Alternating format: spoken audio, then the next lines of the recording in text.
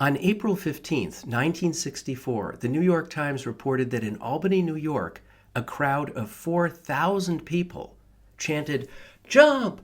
Jump! Jump!" as a suicidal teenager stood on a 12th-story hotel ledge. The teenager had been under psychiatric care at the Albany Medical Center, and apparently nobody knew how he got out on that ledge. But as the crowd grew, people started to shout things like, "Oh, come on, you chicken? Jump! What's the matter, you yellow?" One woman complained to her friend, "I wish he'd do it and get it over with. If he doesn't hurry up, we're going to miss our last bus."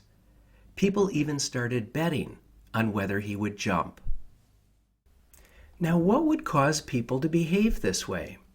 This is an example of what psychologists call de-individuation, a phenomenon first discussed in a 1952 article by Leon Festinger, Al Pepitone, and Ted Newcomb. According to Festinger and his associates, de-individuation occurs when individuals are not seen or paid attention to as individuals. The members do not feel that they stand out as individuals, and there's a reduction of inner restraints against doing various things. What are the things? Well, on the positive side, they might be uninhibited dancing, singing, or performing without feeling self-conscious. But there's also a darker side of de-individuation that can lead to lynchings, gang rapes, riots, stealing, cheating, things that violate norms of restraint that most of us rely on in daily life. Well, Festinger's paper was interesting, but psychologists didn't really do much with the idea of de-individuation until about 1970, when Phil Zimbardo published a monograph entitled The Human Choice: Individuation, Reason, and Order versus De-individuation, Impulse, and Chaos. In this paper, Zimbardo listed a number of input variables or antecedent conditions that increase the chances of de-individuation. Anonymity, diffused responsibility, in which individuals aren't held personally accountable for their behavior, group size and group activity, physical and mental arousal, an altered time perspective, in which the present is emphasized and the past and future seem distant, sensory input overload or a state of overstimulation, physical involvement in the act, and altered states of consciousness as a result of drugs, alcohol, even certain sleep patterns. Zimbardo proposed that when taken together, these factors can lead to de-individuation, a state in which behavior is relatively unrestrained, wild, and sometimes potentially violent. Since the time that Zimbardo proposed his theory, dozens of laboratory and field studies have looked at de-individuation, running the full range from very mild cases all the way up to extreme cases of de-individuation. And even though the results are mixed and the effect isn't always strong, a 1998 meta-analysis of 60 independent studies concluded that, in the main, one key aspect of Zimbardo's theory is correct, and that is that larger groups either induce or facilitate stronger anti-normative behavior, that is, behavior that violates social norms. Moreover, the meta-analysis didn't find significant gender differences in response to de-individuating situations.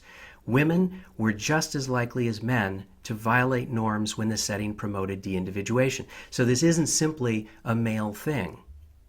More recently, the role of group size in Zimbardo's model was supported by a study that looked at 60 cases in which an African American was killed by a lynch mob in the United States, events that occurred between 1899 and 1946.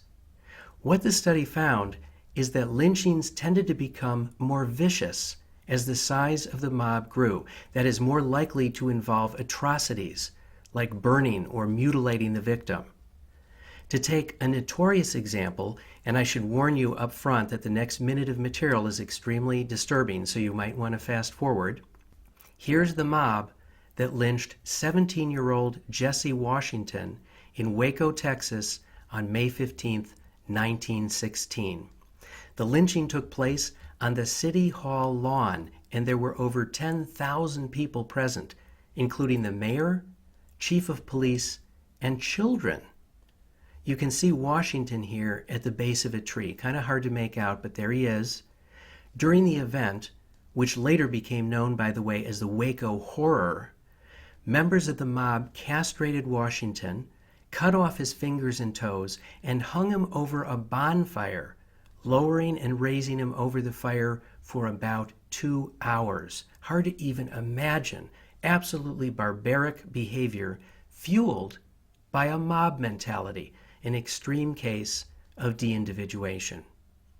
On a much more mild note, a 2010 laboratory study suggested that even the feeling of anonymity might be enough to de-individuate people.